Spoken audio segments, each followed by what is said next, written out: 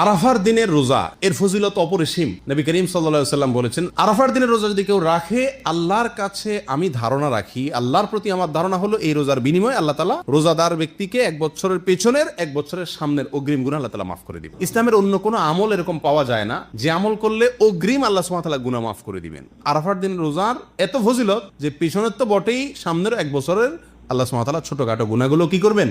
মাফ করে দিবেন। অতএব আরাফার দিনের রোজা আমাদের সকলের রাখা উচিত। কিন্তু এই রোজা রাখতে গিয়ে একটা বিভ্রান্তির মুখোমুখি আমরা হই, একটা প্রশ্নের মুখোমুখি আমরা হই। সেটা হলো যে আমরা আরাফাতের দিনের রোজাটা বাংলাদেশে মানুষেরা কোন দিনে রাখবো? আমরা কি 9 তারিখে রাখবো নাকি 8 তারিখে রাখবো? কারণ হাজী সাহেবরা আরাফাতে যেদিন অবস্থান করেন সেদিন আমাদের দেশে 8 তারিখ হয়, চাঁদের কি থাকে? 8 তারিখ থাকে। তো আমরা কি হাজী সাহেবরা আরাফাতের মধ্যে অবস্থান করছেন সেদিকে তাকায় 8 তারিখেই রাখবো, নাকি হাজী সাহেবরা সৌদি আরবে যেহেতু 9 তারিখে আরাফাতের ময়দানে অবস্থান করছেন, অতএব ওই 9 এর দিকে তাকে আমরা 9 তারিখে রাখবো? এটা নিয়ে একটা ধোঁয়াশা